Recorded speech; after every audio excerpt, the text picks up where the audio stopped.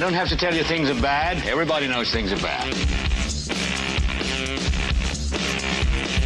Everybody's out of work or scared of losing their job. The dollar buys a nickel's worth. Banks are going bust. Shopkeepers keep a gun under the counter. Punks are running wild in the street, and there's nobody anywhere who seems to know what to do, and there's no end to it.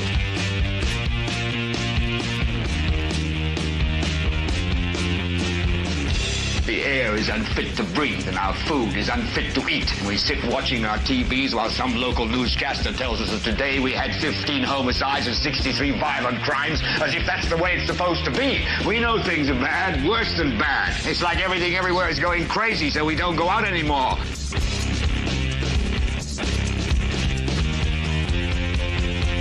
We sit in the house, and slowly the world we're living in is getting smaller, and all we say is, please, at least leave us alone in our living rooms. Let me have my toaster and my TV and my steel-belted radios, and I won't say anything. Just leave us alone. Well, I'm not going to leave you alone. I want you to get mad. I don't want you to protest. I don't want you to riot. I don't want you to write to your congressman because I wouldn't know what to tell you to write. I don't know what to do about the depression and the inflation and the Russians and the crime in the street. All I know is that first, you've got to get mad. You've got to say, I'm a human being. God damn it. My life has value. So, I want you to get up now. I want all of you to get up out of your chairs. I want you to get up right now and go to the window, open it, and stick your head out and yell, I'm as mad as hell, and I'm not going to take this anymore. Well, hello there, ladies and gentlemen, and welcome to the 430th episode of the Political Spotlight. I'm your host, Kristopher H. Bilbrey, and we are happy to be here with you. Can you notice? Have you noticed that the camera's further away from me? I feel so much better there. I feel like that's where it used to be, but somehow it like encroached on me a little bit, but I think we're back in a little bit better area there. Hello there, folks. Hey, thank you for joining us. It's Sunday. I think a lot of people are slow on the draw getting here. Everybody's like, oh no, the weekend is over. You know what used to be the sign of the weekend being over for me when I was a little kid was 60 minutes. Now it's whatever our theme song is. Hey, hit that like button, smash that like button, smash it hard. Hit it once, hit it twice, hit it good. Let it know you love it and do your thing. If you're not subscribed, please consider subscribing. We have jumped up here lately. Been getting more viewers on X, more viewers on Rumble. We want to thank you wherever you're watching from. Thank you for tuning in. If you're watching from Facebook, however, we thank you. However, you're going to have to give it up eventually and click over to one of the other places because Facebook is getting ready to change things on June 29th. June 29th, things are going to be different on Facebook. So I'm just letting you guys know. Just letting you know. So, okay. Hey, we have a couple of major things that we need to get out of the way here right up front, and that is this coming Saturday. We're now through last Saturday, yesterday. So in less than 7 days, 6 days from now, Saturday, April 19th, right smack dab in between Good Friday and Easter. Why in the world?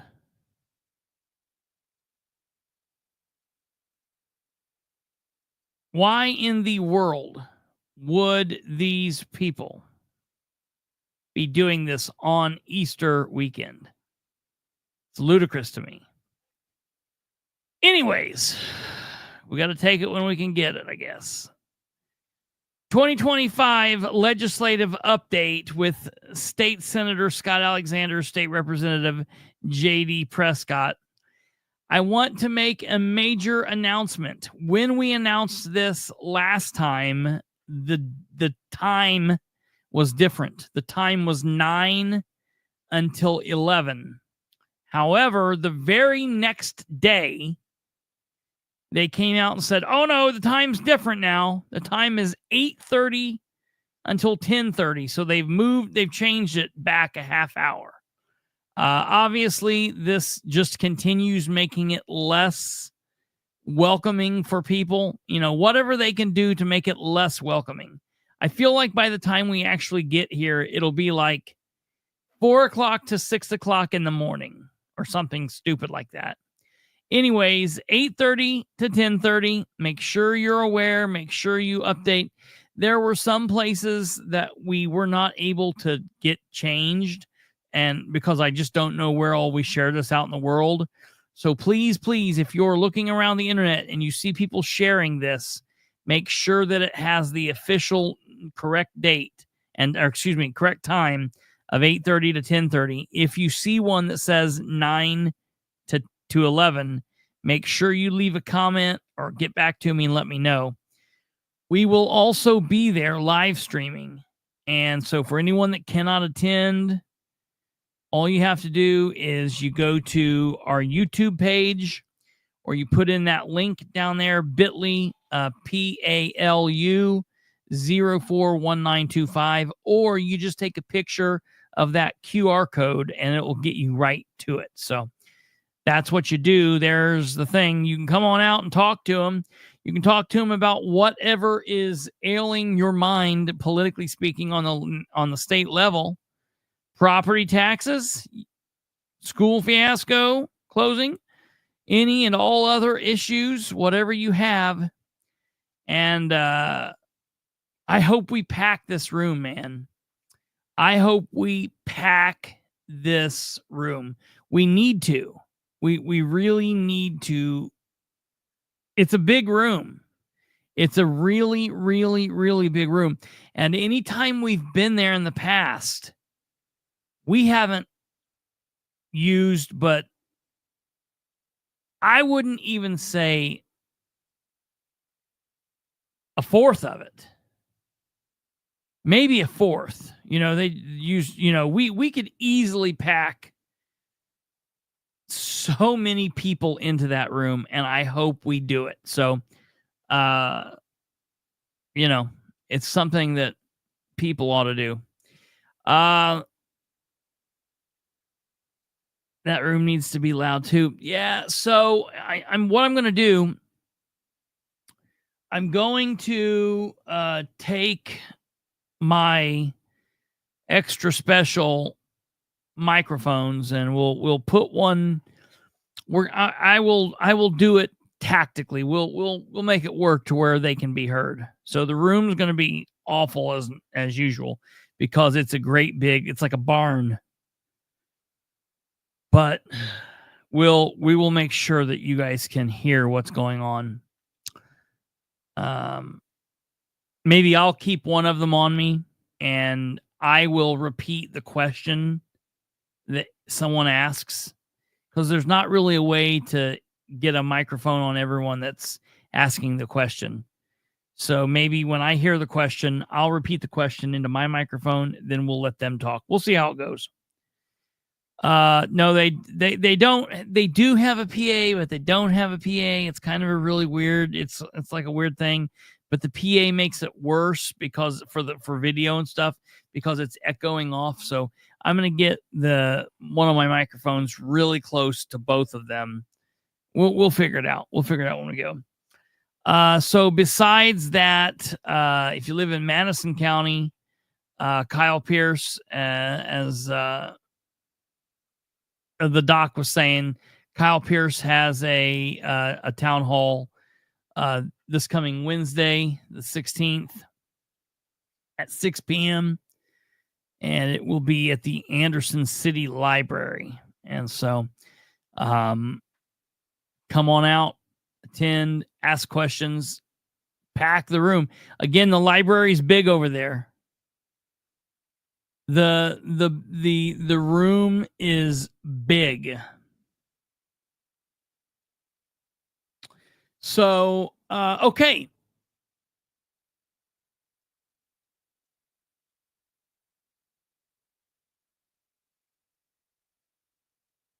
When? I guess I haven't seen. You mean this last one? I don't know. I know nothing about what Anderson was talking about. Maybe I'll have to go back and watch, see if someone's got it. Okay. So in this episode of this show, we're going to talk about a couple of important things. You know, it's always funny to me how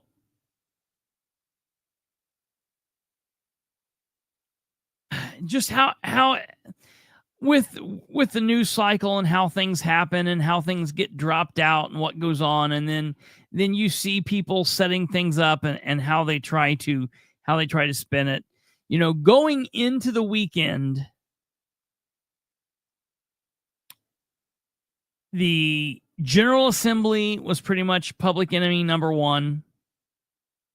Braun was right up there with him. Beckwith was right up there with him.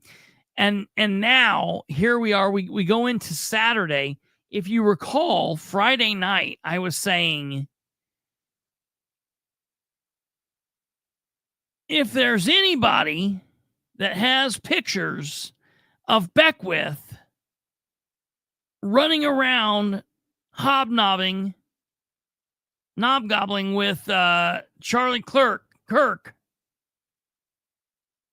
please get me those pictures. And Beckwith complied. And when we woke up Saturday morning, he had posted those pictures everywhere. And they're literally rubbing our face in the failure. However, because he came out with a 12-minute little rambling diatribe on Friday morning, and then he turned that into a tweet where he finally read the room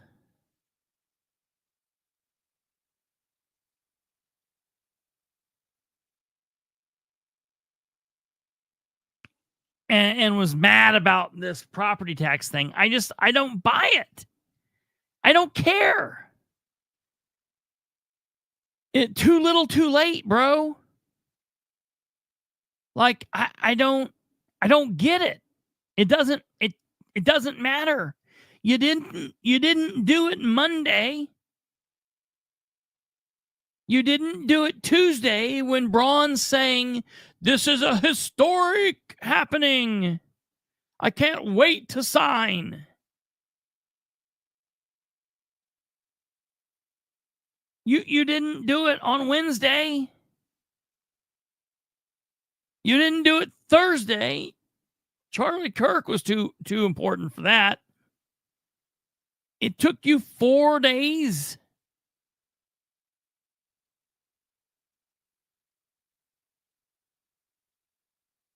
Today's the 13th.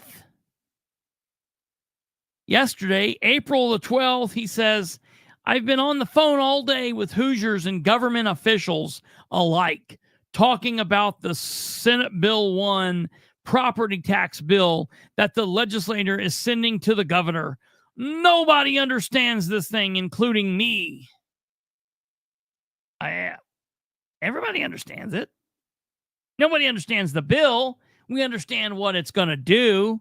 We understand that it's a joke. We understand that it's the same piece of crap legislation that it was on Tuesday.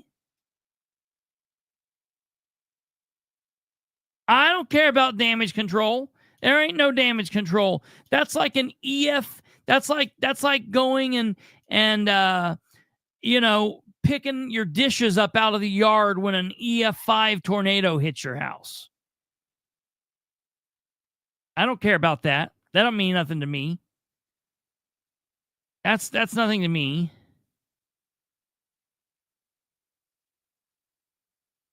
Means nothing to me. And everybody that's now out there saying, see, he finally came around. Those are unserious people. That's ridiculous. On that basis alone, we can't let this become law. The governor needs to veto this thing. Call a special session and demand the legislator pass something the average Hoosier can understand without hiring an army of lawyers and accountants.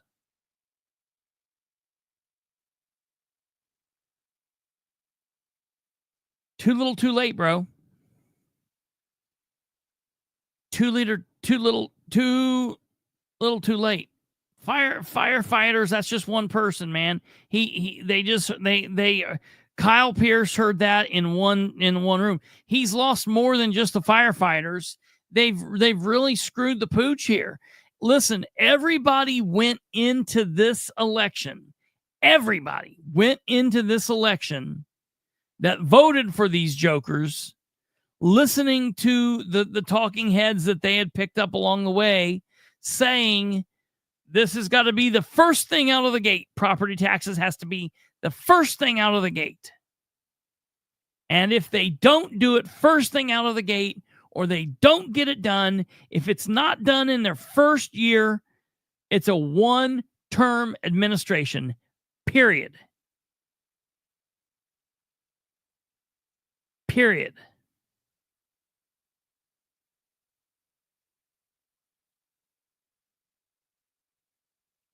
And now all of this backtracking and ass kissing and going back and trying to make everything seem okay. And, we're going to get through this. Meanwhile, like Kate's been saying for the last couple of days, this is just the new carrot on the stick. See, the carrot on the stick for the last year has been vote for Braun and Beckwith because they will get property taxes done away with in the first year.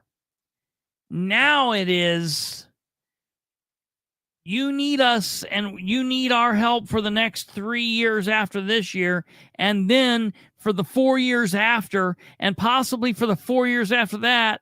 And God willing, we're not kings, like fortunately or unfortunately. Which way? Wait. Which way is it? Should we be a king? Should we not be a king? No, dude. You don't get it, bruh. I just don't understand. I just truly don't understand.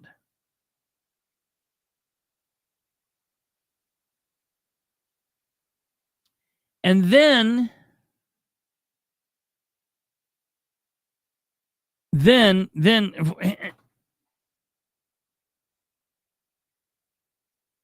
it floors me that I get the new people out in the world that just recently came into the political scene and thought that Beckwith was like going to be the end all be all, and he was going to be great. And at least he wasn't Julie McGuire. Well, let me tell you where Julie McGuire wouldn't have been on Thursday. Julie McGuire would not have been running around chasing Charlie Kirk. I guarantee you. She wouldn't be posting about her newest podcast episode.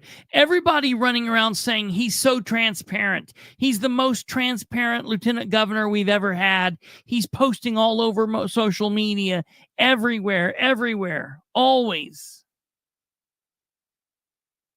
That is a load of crap.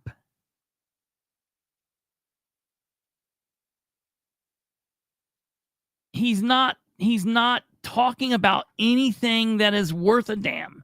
All right, I'm going to show you. We're going to go from the top. And I want you to look at this.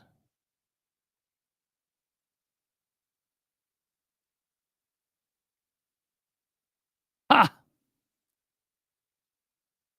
There's a 4% cap on assessments, apparently, but that will still overtake any credits by year 3. Yeah.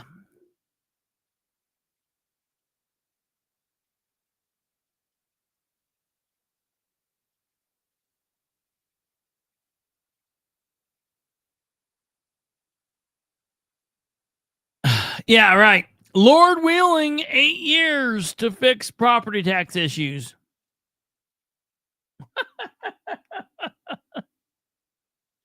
Okay. Let's look at how transparent this dude is. Let's look at how transparent this guy is. Okay. Let's take a real close look at what he's showing us. Okay. Here's the very top of his Twitter page. We cannot go any higher than this is the Lieutenant Governor page. This is his official page, mind you. This is where he should be talking to the people about what he's doing, about his government stances, and what he's doing.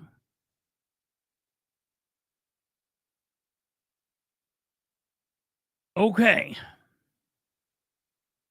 Here's his post about being on the phone all day. All right. He put that out on the 12th. That would have been a great post had he put it out Monday afternoon, had he put it out Tuesday morning, had he put it out Tuesday afternoon. I'll even give him Wednesday, but he put it out Friday, bro. Too late. All right.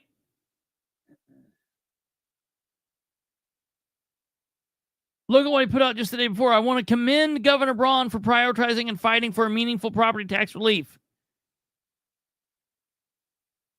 Okay. This is what he put out the day before.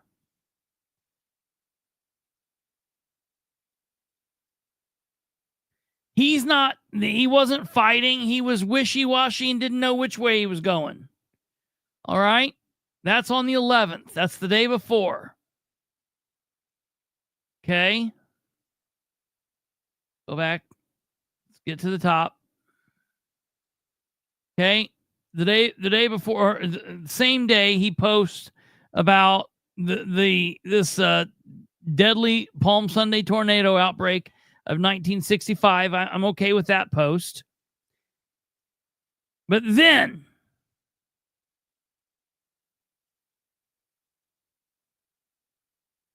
yeah, right, Kiff. That's absolutely. Then, all right, we go into first podcast post. First podcast post. Second podcast post. Third podcast post. Fourth podcast post. Fifth podcast post. Sixth podcast post. Okay. 7 dumbass toy post. All right. Now, all right, here we got a post. And listen to me. I'm continuing to travel the state talking about the convergence of faith and government. I was in Terre Haute recently, meeting with faith leaders to discuss how churches and charities can provide solutions to some of state's long-standing challenges. Bro needs to become a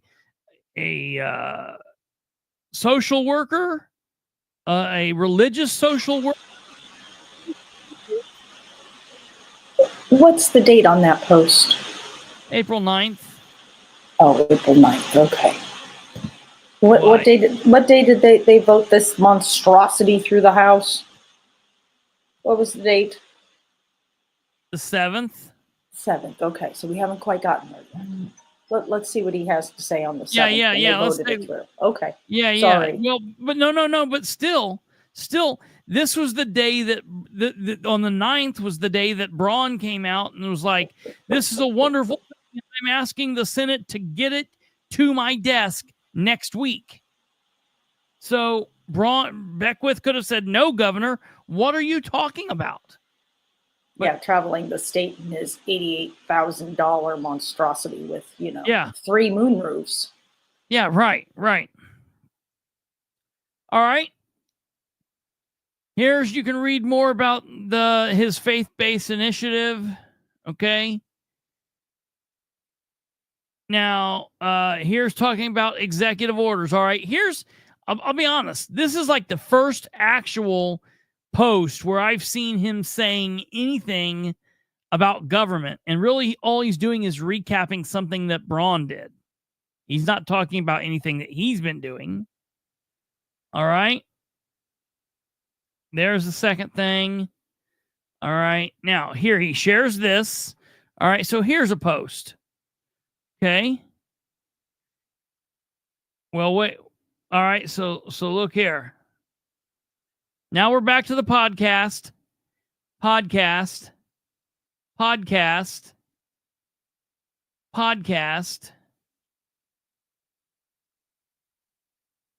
Okay. Here's April 8th. What if Indiana could lead the nation in clean, reliable, and affordable energy and boost our economy while doing it?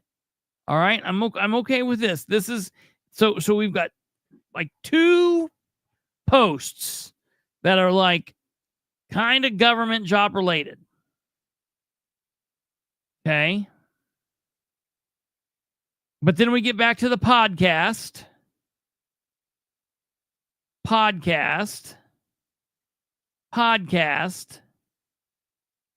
In dot retweet. Okay. All right. We got a, something that a social media content creator would post. I mean, this is, Trump hair coffee or whatever, or, oh no, it's cotton candy. Okay. I get it. That's funny. Okay. Here's podcast.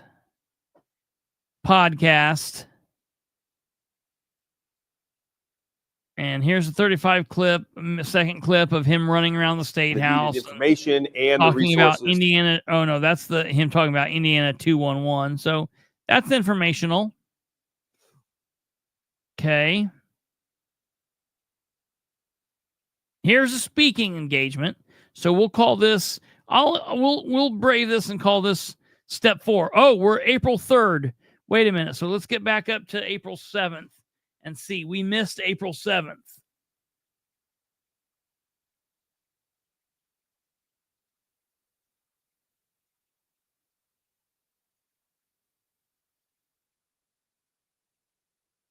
On April 7th, he posted, on April 7th, the day that the Ways and Means voted this through, 1, 2, 3 posts about podcast. Nothing. Not a damn thing about the government. I'm sorry, sir, but I don't care. I don't care about your desire to be a social media influencer, for you to be a political, a conservative Christian clout chaser. You are a clout chaser, man. You're not in this for the right reasons.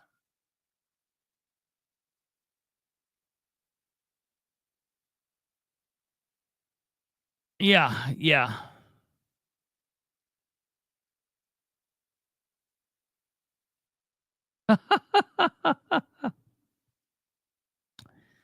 So that's just, I don't know. What a clout chaser. It's gross. It's gross to me.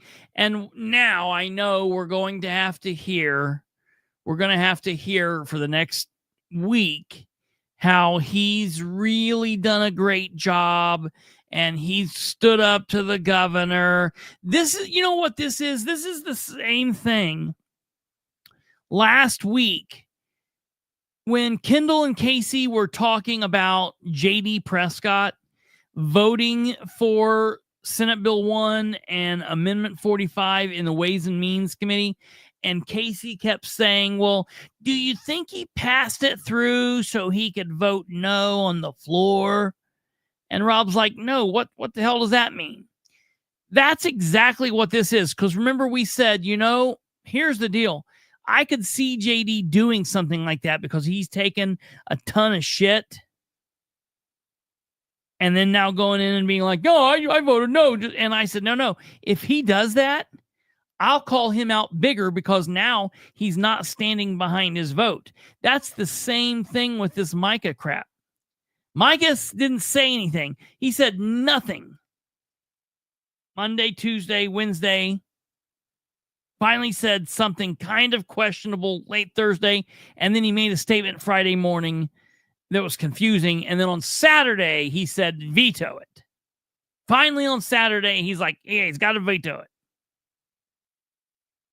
To me, all that is changing where you've been, changing your opinion, not standing behind the decision you and the governor were okay with.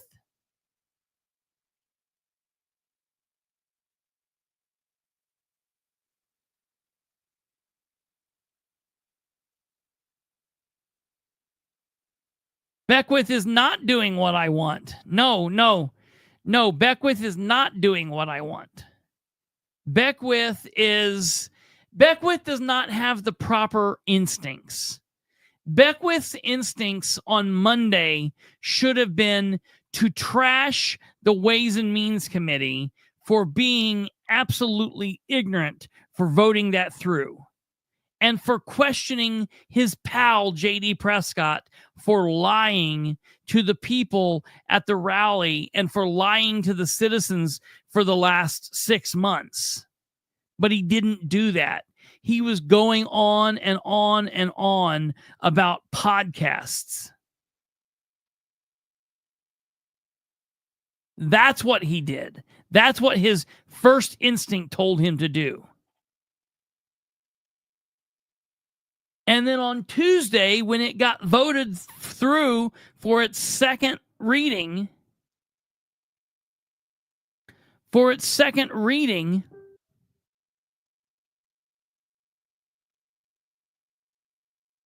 yeah, bro, but or miss, ma'am, well, I don't know if you're man or woman. Yes, YouTube commenter, but he did that exactly 2, 3, 4, 5 days too late. He does not have the instincts to do it. He did it finally after Rob Kendall and everyone else has been calling him out. That was not his first instincts. His first instincts were to continue being a clout-chasing clown. And I'd be fine if this was, I would be like, okay, let's give him the benefit of the doubt if this was his first screw up. But it's not been. It's not been his first screw up. And then did you actually hear his 12-minute statement that he put out Friday morning?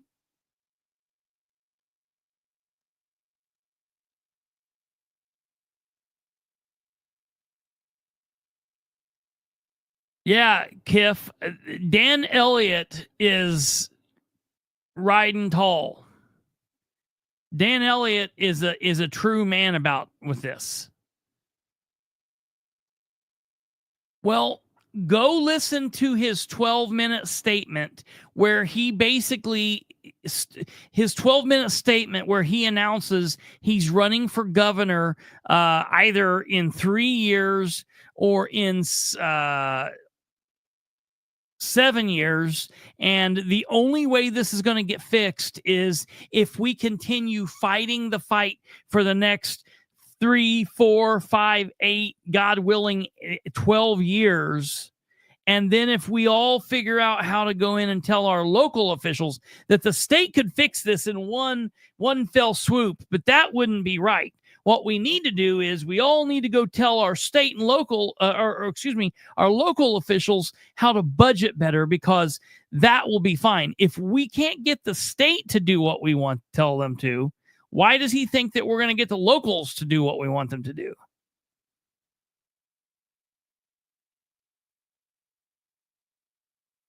His base told him before any of this happened, you've got one job. And he did not have the proper instincts to do that. So my problem is we already have too many clowns in government. We don't have room for any, you don't have room to screw up like this. You don't have room to screw up like this. Go listen to that 12-minute statement and listen to what nonsense it was. What absolute nonsense it was. Absolutely insane. Absolutely crazy.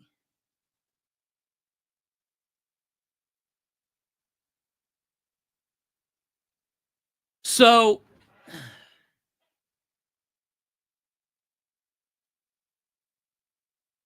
what I do there? That would have been bad. About end of the stream. Okay. So, yeah, right. Lord willing, it'll take 8 years to fix the property taxes. Just bear in there with us. Just bear there with us. We'll get it. We'll get it. Lord willing, 8 years.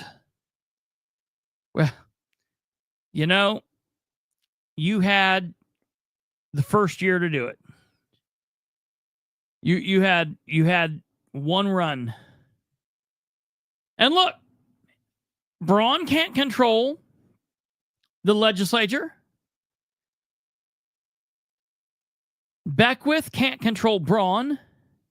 Beckwith can't control the legislature. But you know what? They can speak out against it.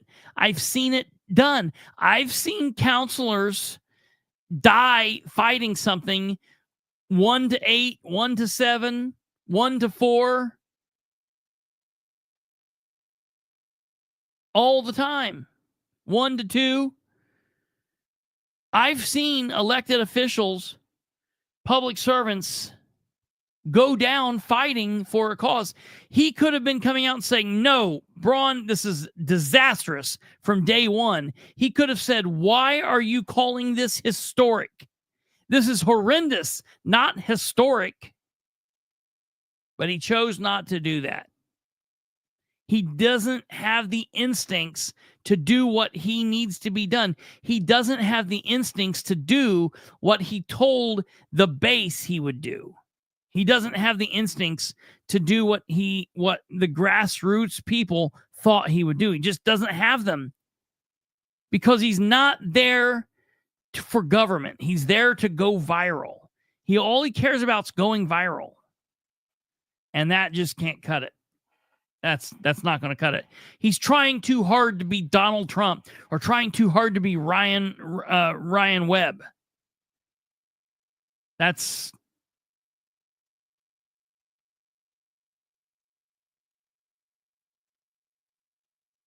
well. What I'm saying is he doesn't have the instinct. He doesn't have the political instincts. You know, one of the things I hate when people say is when they run for office and they say, I'm not a politician, but they're playing politics and running for politics. So look, if you're going to be that kind of person, you have to have, if you're going to be a leader, you have to have the instincts to lead from the front. So yeah, you're right. His instincts are to take care of himself. His instincts are to protect his self-serving nature.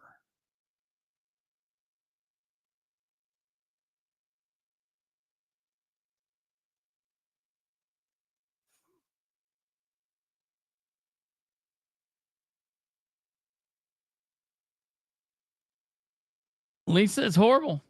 I guess from what you're saying there, you served, or you either served, or maybe husband, or you or a family member served. And if you served, thank you for your service. If it was someone in your family, thank them for their service, and thank you for your service all around. Whatever your connection is to the military, as a family member or as the person serving, thank you for your service. All right, Lisa, U.S. Air Force veteran, thank you for your service. Thank you, Lisa. I just find it fascinating that with one bill, they have managed to take every person I know in the state and say, oh, we missed this group. How could we piss them off too? Yeah. It's just incredible. They pissed everyone off in the state with this bill. I think the only people that might be happy are the business owners who now get a $2 million private or personal property exemption now. Yeah. I think those are the only people that might be happy, but those are their donors, so that's all that really matters. Yeah, right. That's right. That's absolutely true. Absolutely true. We had good stuff in the original Senate bill, which was like 46 pages. So what happens with this Senate bill? People are saying like, wait, so is it done? Is it not done? What goes on here? What happens? Where do we go from here? What is next? Well, so for folks, so you know, okay, it's not over yet. All right. Tuesday, April 29th, 2025 is Sine Die, Sine Die, whichever, if you want to pronounce it the Latin way, it's Sine Die, which means basically the end of, it's the end of the session, all right, without further appointment day or without further day of appointment, whatever. That's the end. So we've got to rock and roll through until Tuesday the 29th. So what's that? That is 2 more weeks. Come on, 2 more weeks. Now, the thing is, this is not like a regular 2 weeks, because 2 weeks can fly by like that. No, like nobody's business. However, when you're talking about 2 weeks in the Indiana General Assembly, that's like having the last 2 minutes of an NFL game. The last 2 minutes of an NFL game can last 20 minutes. The last 2 weeks of the General Assembly session feels like months long. We can have so much chaos and craziness happen in the next 2 weeks. So it's really anybody's call yet. So what is the next steps for Senate Bill 1? Well,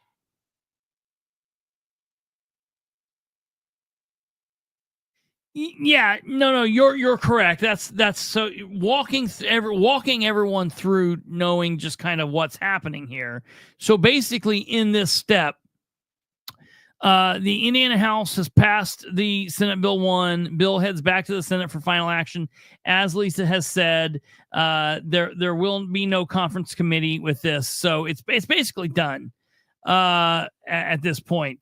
After weeks of major rewrites and public outcry, the Indiana House has passed the amended Senate Bill 1 by remember this, a 65-29 vote. There were only 3 Republicans that voted against this: Ireland, Haggard, and Manning. Okay. And I don't put Manning in the same category as the other 2. I don't know why Manning did this. I'm sure he had his reasons. I'm not a fan of Manning's, but he did vote no on this. So it is what it is.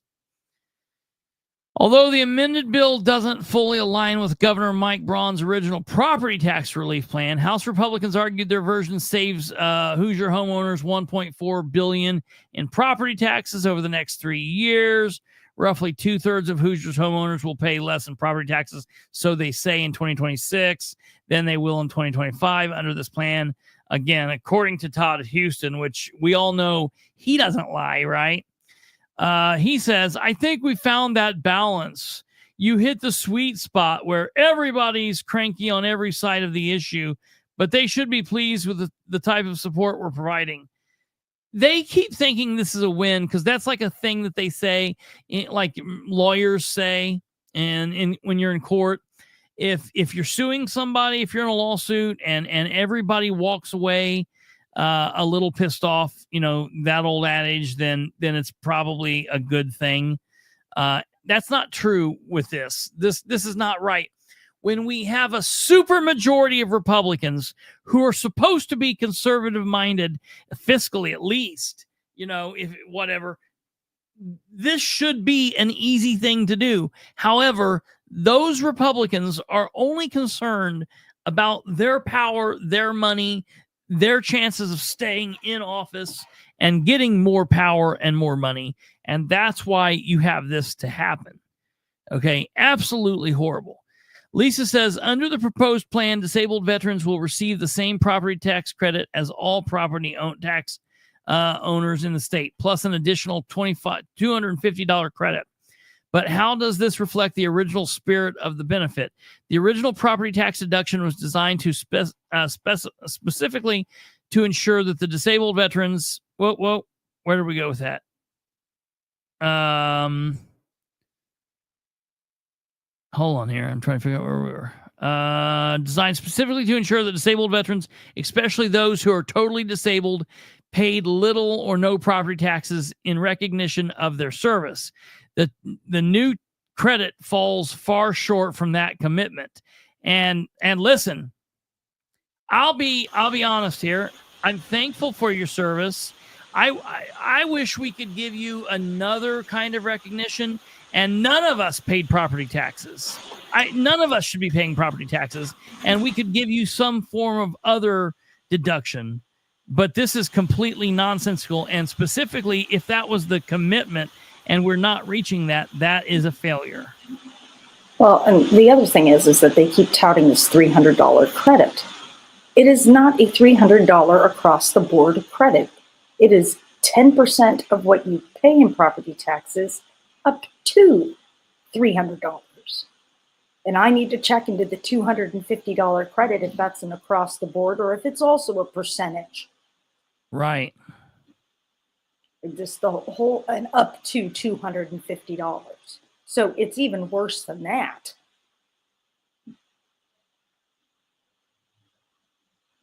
And it's crazy. This bill is just bad. Just bad. I mean, they all need to be voted out as soon as possible. Yeah, it is bad in all ways, in all forms, across all aspects of this. It's completely nonsensical. Absolutely crazy. And so I want to read this from the Capitol Chronicle. Nikki Kelly wrote this great commentary piece. Lawmakers and their terrible, horrible, no good, very bad end of the session. All right. This is a great piece from the Indiana Capitol Chronicle. Christmas is hands down my favorite time of the year, and the end of session is hands down my least favorite. That's because for months, the General Assembly has chugged along at a respectable pace, hearing bills, listening to Hoosiers, making changes, passing measures, and even compromising a time or two. And then we hit the final weeks or final couple weeks, and the best practices go out the door. I'm going to lay out 3 examples we have seen in recent days that don't bode well for a transparent and accountable legislature. It's also why trust in public service continues to erode. Stand by 1 second. I normally would be able to yell for the hand, but I can't at the moment, and I've got to get another water. Stand by for 1 second.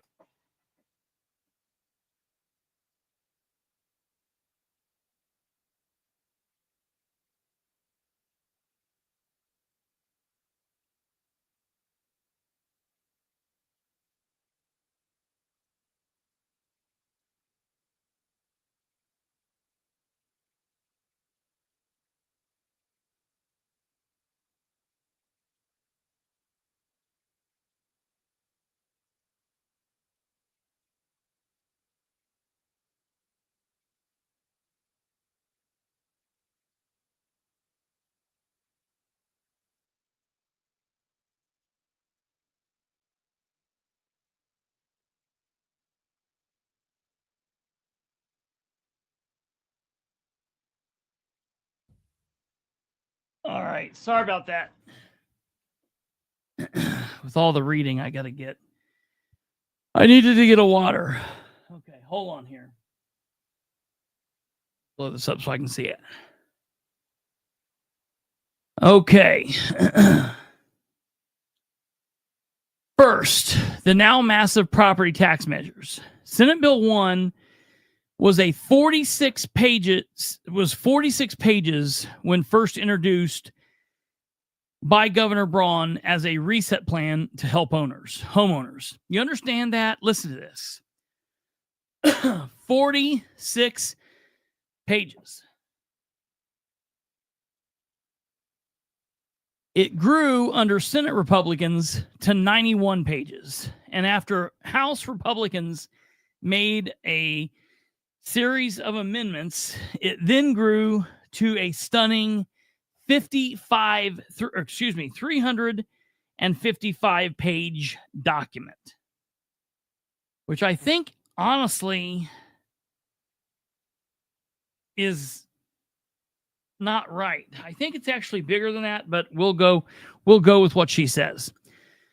The GOP folded in tangentially related and even unrelated bills, possibly to harvest votes, and it made the product so endlessly complicated that even someone who has covered Indiana's property tax system since its court-ordered redesign is struggling to grasp it all.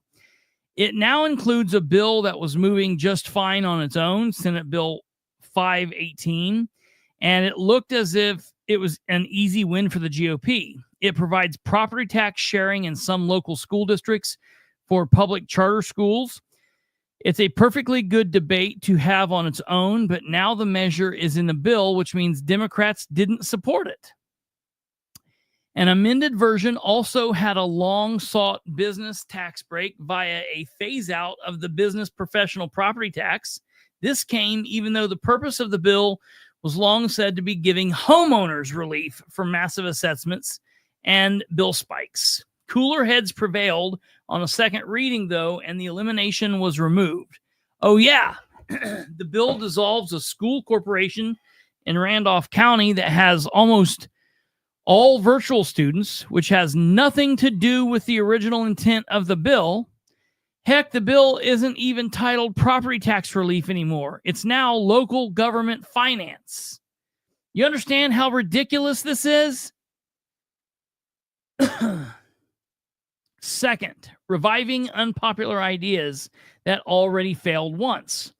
In the first half of the session, House Bill 1662 had robust hearings, passed out of committee, and then died on the calendar because it didn't have the votes. The bill has been labeled by critics as criminalizing homelessness, but proponents say it's about squatters. Now, at this late hour, it was suddenly put into Senate Bill 197 through an amendment. No one following the issue had noticed the amendments, so there was no public testimony, and it's likely headed back to the Senate to see if lawmakers there accept that change. Mind you, senators haven't heard one iota of testimony on the concept. Third, brand new language.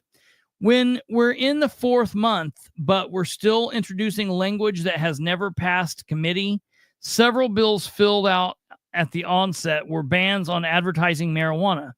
None of them had a committee vote in the first half. Instead, a Republican lawmaker added it to the Bureau of Motor Vehicles bill he authored while it was in a Senate committee. The agency was none too pleased, and the language was removed the next week. But never fear, it was added again, this time to Senate Bill 73 on utility trailer sales. The language hasn't passed a single chamber, and most lawmakers have heard no testimony on the pros and cons of such a move. But it could very well become law anyway. Yes, the session isn't over and every day counts, but leaders can't be happy with some of the shenanigans that are just considered to be ho-hum legislating. And this is absolutely crazy. 8 and a fan of Bilbrey watching with my parents. Well, hello, Pumpkin Spy Eye. I don't know who that could be, but very good. I appreciate it. Well, that's very cool. You got to start them young. That's the way. I was about 8 or 9 when I first got involved in politics. And I'm now maybe 42 or 43 or 40. I'm somewhere between 42 and 44. So have at it. Welcome to the show. For a majority of the session, decorum prevails, but when the end nears, everyone suddenly forgets that how a law passes matters just as much as what is passed. And that's why the end of session will always be the worst time of year. And I absolutely agree with that. That's very good. One law that I absolutely am a fan of is Indiana's constitutional carry. I'm a major supporter of the Second Amendment. For a number of years as a law enforcement officer, I did not need a handgun permit.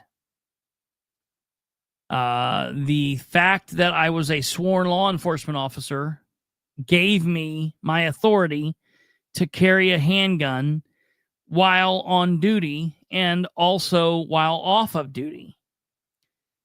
That ID and badge that I carried in my pocket gave me the authority to carry my gun in all 50 states, whether I was carrying concealed or open carry. Although the only time in my life that I have ever open carried a gun has been while as a patrolman.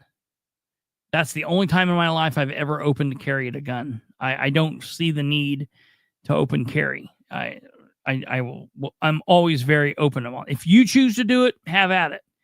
I just don't do that. I guess I carried as an investigator and then as a plainclothes narcotics investigator for so long that I'm very comfortable with carrying concealed, and I'm comfortable in my ability to carry and to protect myself and others if needed while carrying concealed. So that's where I stand. When I ended my time as a law enforcement officer and became a regular person again, I no longer had the right to carry a gun without a permit. At that time, Indiana still had the permit process, and I went through the process to get a gun permit, and I have a gun permit now. However, at the point, that was right before the lifetime permit.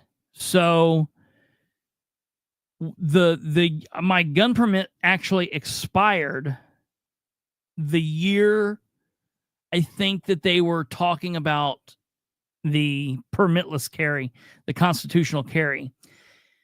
I went ahead and I knew it was, I at that time, like I knew it was going to win, but I went ahead and applied for and got my lifetime permit. That being said, now you do not need a gun permit in the state of Indiana. I'm okay with that law, but I have long said I hate how it passed. It didn't pass on face value in its own Bill 1032, whatever. It was stuffed in the back of another totally unrelated, nonsensical bill, and it passed like this. And to me, I've always thought that's been a chicken crap way of doing bills. I do not like that. And this is what she's talking about. This is exactly what we're seeing with the school thing. I know that Kiff, I got to get back to the comments here. I have had it off comments. I know that Kiff is not happy with the whole situation with the school deal. And I know that she says, hey, there's issues there. Or he or she. I don't know. I always forget if it's a he or she. Unless I know you, I always forget what you guys are.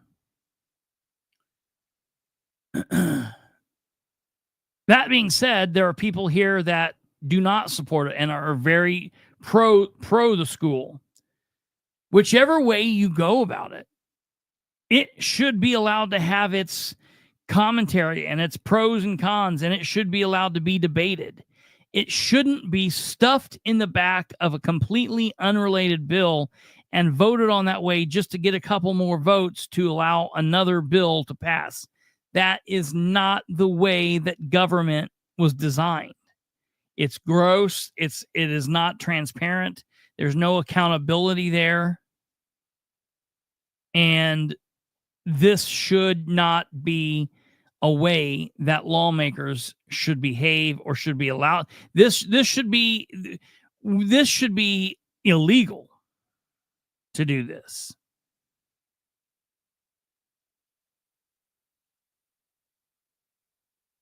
But until we have lawmakers willing to step forward and do the right thing, here we are. So we have a calendar up. Let me see what we've got for tomorrow. At the General Assembly, we have a 1:30 p.m. Senate session in Senate chambers, and we have a 1:30 p.m. House session in House chambers. They are still reading through the second and third reading bills. We have 11 bills and 16 amendments on second reading. We have 6 bills on third reading in the House. And in the Senate, go here. We have 21 bills and 27 amendments on second reading in the Senate. And we have 11 bills on third reading. Ooh. We then have concurrence eligible for action.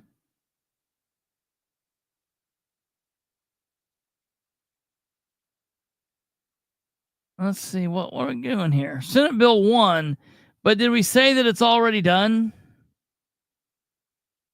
Motion to concur filed, 410.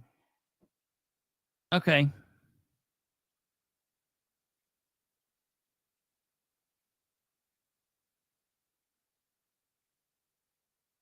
Yeah, so whatever.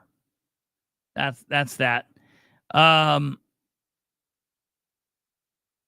me look here what we got.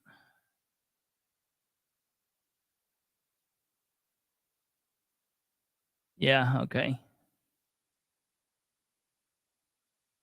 Gross. Looking at the schedule, Christopher, it looks like Senate Bill 1 is going to be voted on. Concurrence is eligible for action. One bill is Senate Bill 1. Yeah, I'm seeing that. I don't know who filed for concurrence. It doesn't give that information because, heaven forbid, that well, hopefully who's trying to screw them over, just like who wrote the amendments. Yeah, right. Well, hopefully it will be the only, with it being the only bill, they'll do it first. I'm sure they probably won't. I'm sure there'll be some nonsense. I'm looking here, concurrence, 21 bills there. So I'll watch this tomorrow. It'll be horrible. You can watch. We're not gonna live stream this, but you can watch this by going to the Indiana. Here, I'll walk you through the steps of how to watch this. So if anyone is interested in watching how this works tomorrow or any other time, you go to the Indiana General Assembly website. You simply type in iga.in.gov and this pops up. Come over here. You see today is Sunday, April 13th. There's nothing. So we'll click over here and we'll make it be Monday, April 14th. Okay. When you click over here, this is what you see. Tomorrow, when it hits 1, maybe 5 till, you'll see a red box pop up over Senate chamber or over House chamber. And when you click on that and you open it up, this is what it comes to. It will pop up like this. The only difference is there will be a black box right here in the middle, and that's where it'll be. That's where you can go and you can see it. I'll show you here what it looks like from let's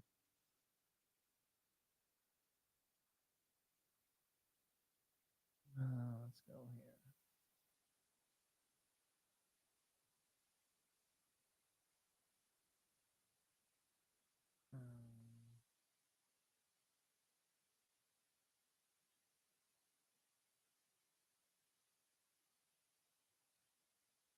Okay, see, it'll look like this. This is what'll pop up.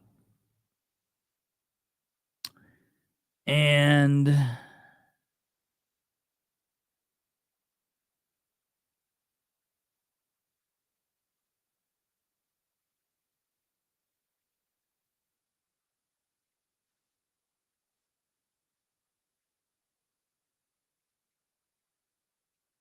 then you can watch it. It's very hard to go back and and once a video is up, like, so once a video airs tomorrow, you won't be able to go back and watch it like that day. It takes several days for whatever reason to be able to go back and watch a video. But that's how you'll do it. So we won't be live streaming it here, but you can go and you can watch it from your feed. If you're trying to have trouble, contact me, get a hold of me on Facebook or whatever, and I can walk you through it. So that's that. Let me go back here and see what the comments are saying.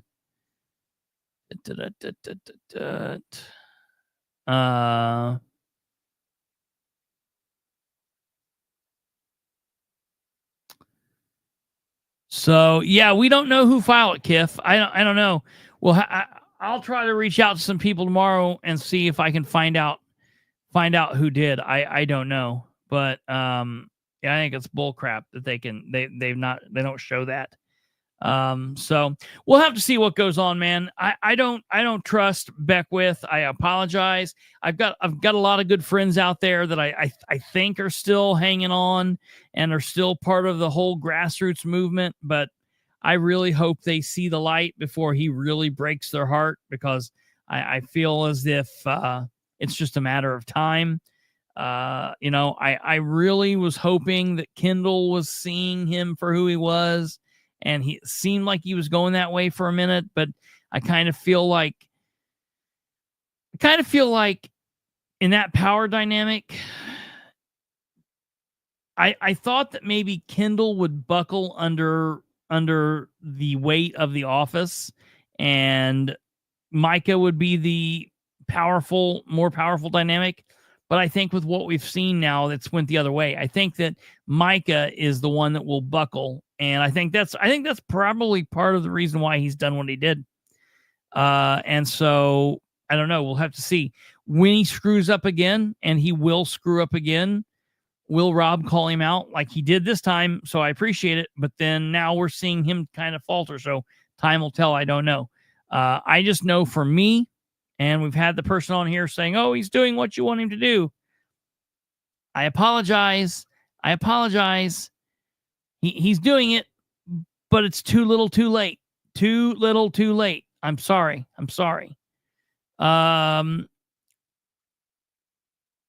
So does that mean Senate Bill 1 is not going to appropriations first, is just going to the floor for a vote? Yeah, straight to the floor. Straight to the floor.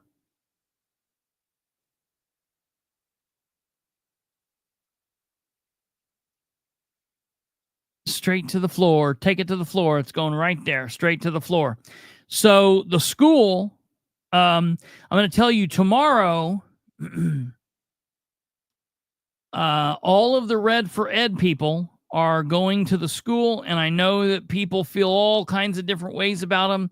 Some people love them. Some people don't love them. Some people are like, I don't understand what's going on. I know that Kendall has had had a really strange relationship, but now, like he's saying, these are the only people that can save the day, except now I think he feels like Beckwith can save the day, although Beckwith's not going to save the day. But it'll be interesting to see what comes of tomorrow. Tomorrow evening, we will have someone on from the school. Well, obviously, Krista here will be on from the school. We might have another individual on. I don't know just yet, but it'll definitely be Krista. Krista is a school board member. It's going to walk us through kind of what's going on from their perspective. We'll listen to anybody that wants to talk on this matter. I have been reaching out to both JD Prescott and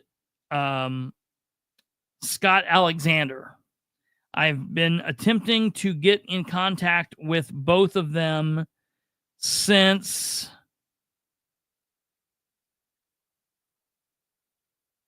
Thursday, and neither one of them are answering the phone. Neither one of them are answering text messages.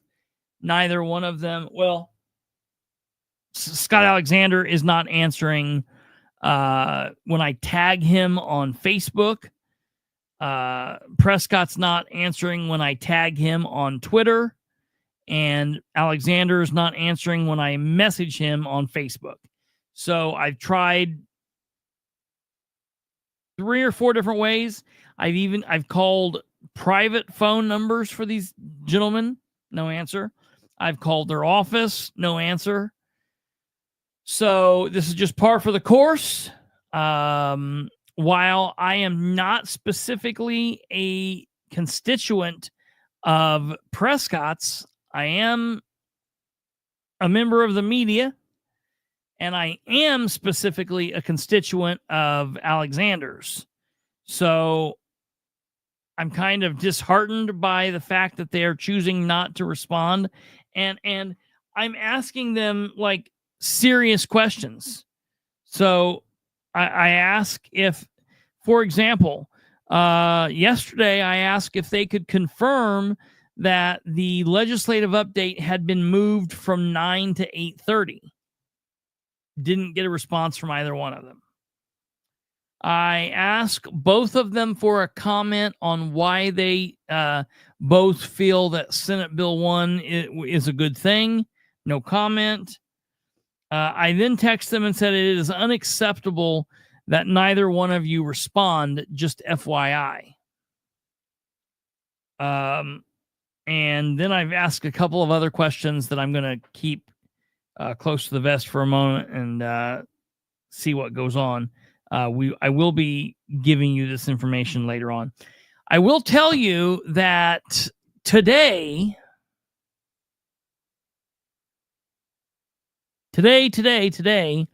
some information has come to us that I'm not going to be able to talk about at this moment. But Kate and Brandon and I have been brainstorming, mostly Kate and Brandon. I was MIA for a minute, but Kate and Brandon have really been going on behind the scenes. We've got some information that has come to us that we're going to be looking into, and I'm just going to put this out there. I want to just say this, just like this. I'm asking anybody out there, if you know of the gentleman in Randolph County called Ben Wells, he is currently the Republican Party chairman. If you know him, contact me. I'm interested in asking some questions about Mr. Wells, just about his position as the Republican Party chairman and some political questions. So if you know him, please reach out to me. You can do it privately. No one will know. No one has to know. I will not tell anyone. I do not burn you. I will not burn you. That's one thing that we pride ourselves on here. So you can reach out to me and let me know. It'll be very, very easy. You can contact me on my cell phone, which you can get there, the studio line, 765-546-9796. You also have my email. You also have the show email. You have all the social medias there. And that's all I'm going to say about that. We're running down some leads, and we're looking at a couple different things about how this is all fitting together. So if you could get in contact with me, I would greatly appreciate it. We can use your help. So that's that. Okay. Before we go, I do have a little bit of local news that I think that we need to cover.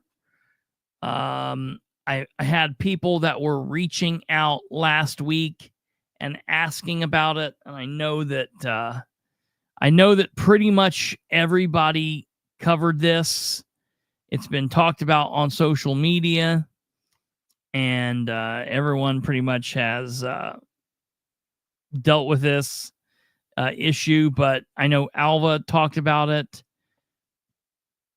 and I know a couple of other folks. I know a couple of other people had questions about this as well. And this pertains to the Muncie Fire Department and the ongoing nonsense that they've had there. This has been going on since 2023.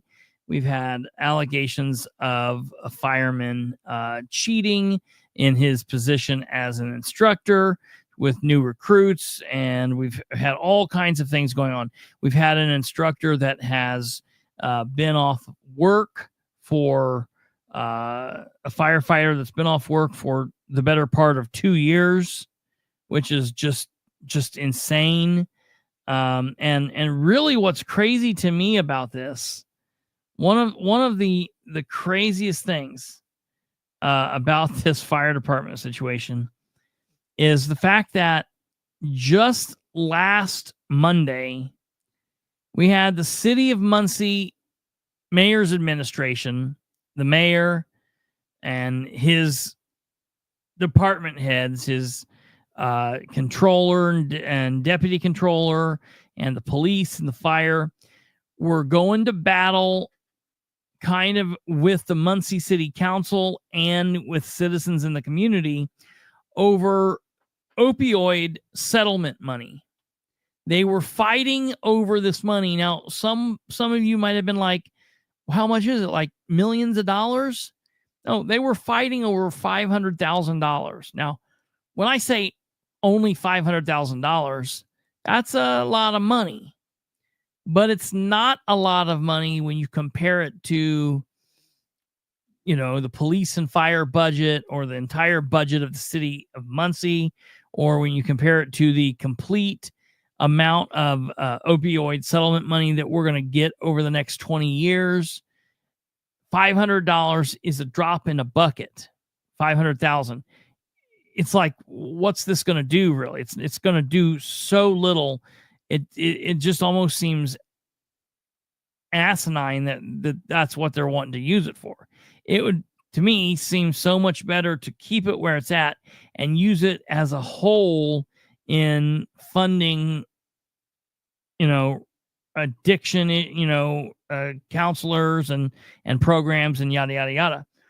So instead they were fighting over this because the mayor and his people wanted to take this $500,000 and give it to police and fire for raises, for extra raises, because they've already been given raises. Like, they get raises all the time. They don't like to say that. And I'm going to be the low man on the totem pole for saying this, but they're saying they're woefully underpaid. Okay, great. But all right. Okay, whatever. Anyways, there was this great big fight.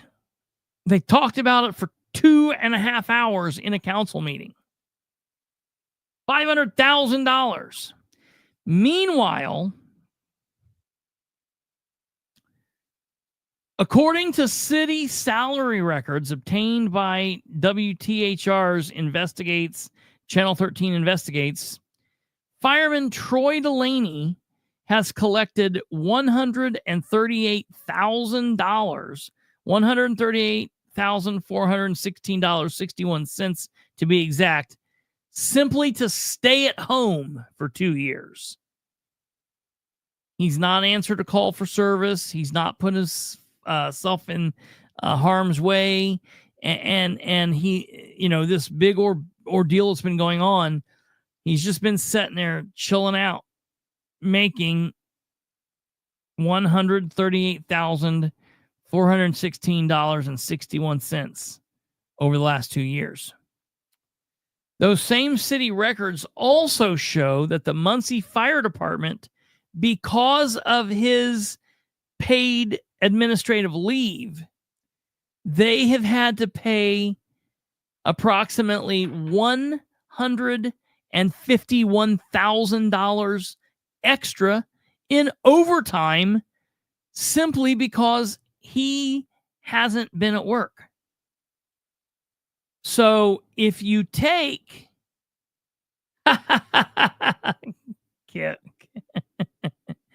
if you if you take this 138 416.61 plus $151,000, if you add that all together, that's a grand total of $289,416.61. That's crazy. That amount of money that they have paid out in this one situation simply because of this gentleman that's been on paid leave. And let's see here.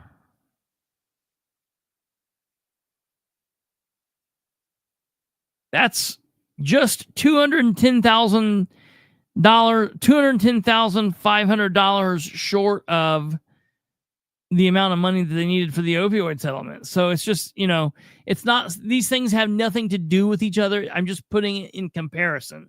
I'm just using that to put it in comparison. Well, so everyone's like, wait a minute. They just came in and they took this guy's, they are not giving him back his certifications. He's suing the fire department. Everything's going on. Everyone's like, wait a minute. Shouldn't we just stop paying him? Like, aren't we to a point where we can say, you're not making any more money from the city of Muncie? You can still be on leave or whatever, but you're not going to get any more money. So the Merit Commission votes to stop finally paying this man after 2 years, after he was told to stop coming to work. City of Muncie is no longer paying firefighter at the Center of Cheating investigation after a vote by the Merit Commission just on this past Thursday.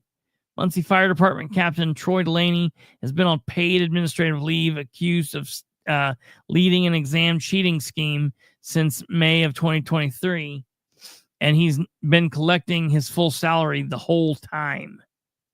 Just nuts to me. Now, the thing is,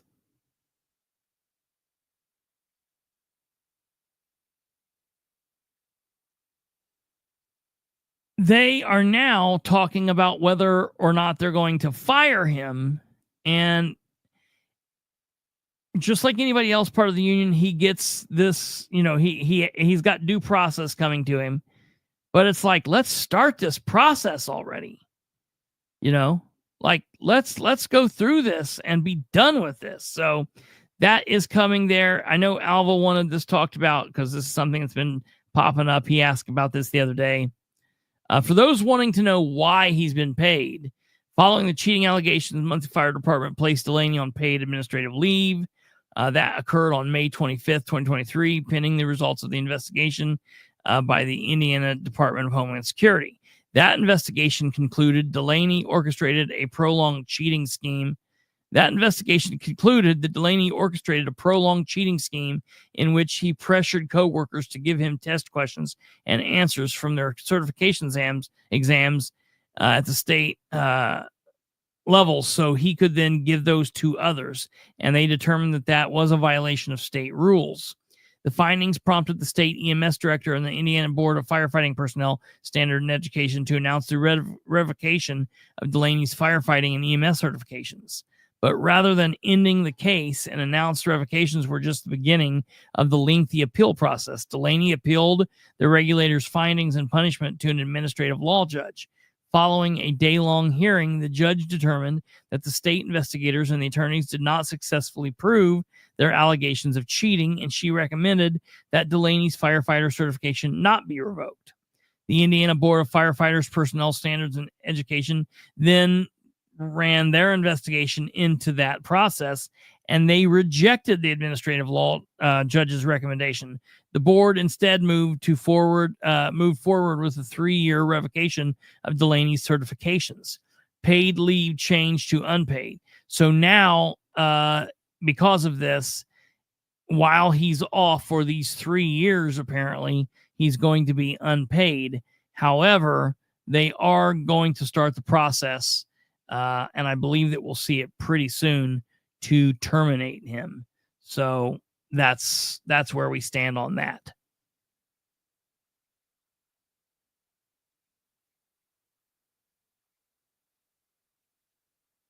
Well, there we go.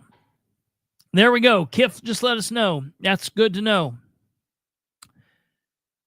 Holdman was the one that filed the concurrence, and of course he did. And you know what's funny? He's been MIA too. He's been missing throughout all of this. Where the hell's he been? I should have known that he would have been the one to file it. That makes sense, since he was the one that brought the bill forward in the very first place. But the bottom line is, where the hell's he been during the whole last week? So, I don't know. These jokers, I'm telling you what, I'm convinced that I was the only public servant worth a damn. Shit. Okay, ladies and gentlemen, that's it. That's going to do it for us tonight. Thank you all very much. You guys have had a great. You've been great tonight. That's what I mean. Great questions, great comments. We will be live tomorrow night at 9 p.m. We will have a couple of guests, or at least a guest, on here talking to us. We will be following everything going on. Let me see what we've got this week.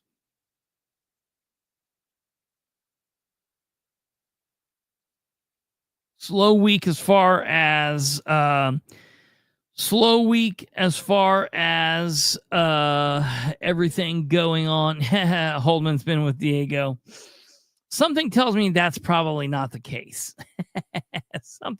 They might both be out there, but something lets me know they're not out there together. I got a sneaking suspicion about that. So, all right, folks, we will have more for you tomorrow at 9 p.m. Please check back with us. Hit that like button on your way out if you would so kindly. That would be fantastic. Please share the show with everyone you know. Help spread the word. That would be great. And besides that, that's it. You guys have a great rest of your evening. Great rest of this weekend. For the last couple of hours, it's here. Have a great start to the work week. God bless each and every one of you, and we will see you back here tomorrow.